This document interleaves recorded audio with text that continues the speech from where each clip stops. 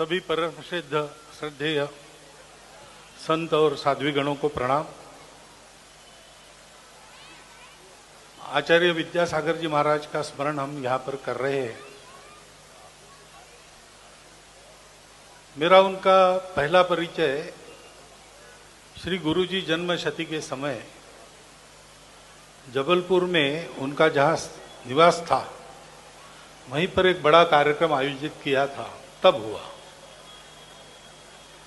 से तो कार्यक्रम में हम रहे उसमें तो परिचय होता है, लेकिन उनके साथ घंटा भर फुर्सत से बैठकर एक से एक की बातचीत, ऐसी बातचीत भी हुई।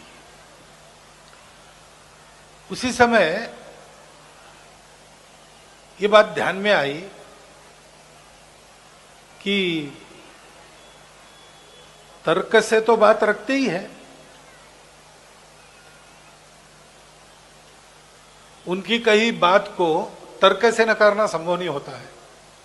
परंतु केवल इतना नहीं था, उस तर्क के पीछे भी उनकी एक सहज आत्मीयता ध्यान में आती थी,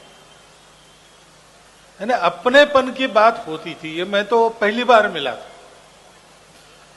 और वैसे आत्मीयता होने की कोई वजह नहीं थी,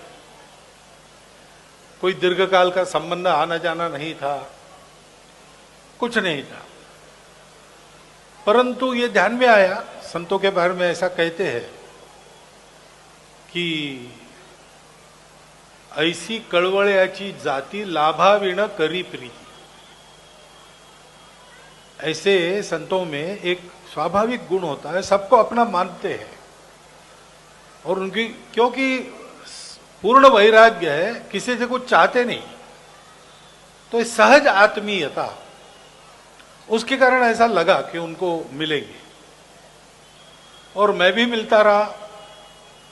हमारे संघ के जो सीनियर अधिकारी है, सूरी जी सोनी हो, भैया जी जोशी हो, हम लोग समय समय पर मिलते थे। चौमासे में वो कहाँ है पता लगाकर मैं जाता था,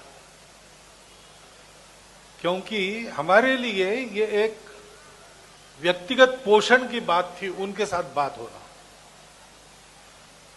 कोई निमित्त नहीं, जाके मिलना बैठना, और वो किसी विषय की चर्चा छेड़ते थे। उसमें से कई बातें हमने क्या करना चाहिए, किस दिशा में सोचना करना चाहिए, अनायास ही मिल जाती। कई बार ऐसा भी होता था कि मन में कोई जिज्ञासा लेके जाते हैं, प्रश्न लेके जाते हैं, और बिना उनको बताए सहज ही उधर से उत्तर मिल जाता है, सटीक। ऐसा कभी हुआ नहीं कि उन्होंने कोई रास्ता बताया हो, उस पर चल के हमको विफलता मिली।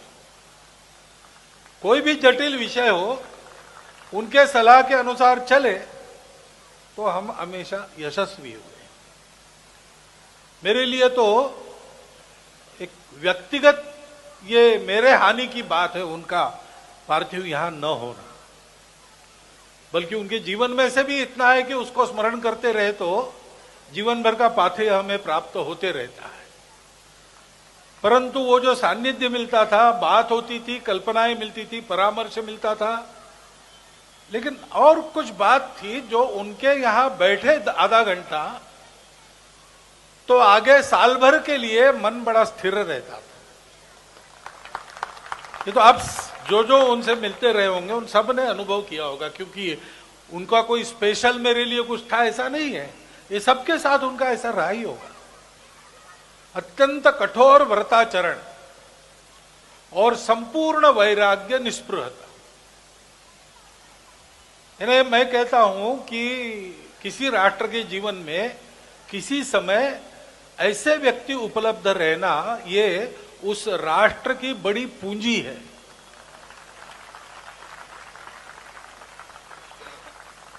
तो हमारे राष्ट्र की वो एक निधि थे, और कई बातें उन्होंने आगे के लिए भी बता रखी है। देश के विकास की दिशा क्या हो, उनका बड़ा आग्रह रहता था कि अपने देश के स्व के आधार पर विकास हो, और इसलिए लगातार उन्होंने ये आग्रह रखा था कि अपने देश को भारत कहो, इंडिया मत कहो। और जब राष्ट्रपति जी ने भारत के राष्ट्रपति के नाम निमंत्रण भेजे और उसके पीछे शासन भी खड़ा हो गया, उस समय उसके बाद मैं डोंगरगढ़ अभी भी विजयादशमी के पहले जाकर, वो बड़े प्रसन्न थे और उन्हें कहा कि अपने नाम में स्व से शुरू करो तो उसी के आधार पर उन्नति होती है। उन्होंने कहा कि अपने ग्रामीण इलाकों में कई उत्तम प्रकार के कारीगर हैं परंपरा से चलने वाले, उनके कारीगरी के आधार पर देश का उत्पादन बढ़ाए। Production by masses, mass production, ये मैं उनके शब्द नहीं बता रहा हूं, जो मैंने समझा। उनके उत्पादन को बढ़ा दो तो रोजगार भी बढ़ेगा, उत्पादन भी बढ़ेगा। और कई ऐसी बातें, शुद्ध भारतीय परंपरा का विचार और आज की परिस्थिति में बिल्कुल काल सुसंगत एक प्रकार का राष्ट्र का दर्शन, ऐसा भी हमको मिलता था। और कुछ ना मिले तो भी वहां बैठे तो भी हम समर्थ हो जाते, ऐसा हमको लगता।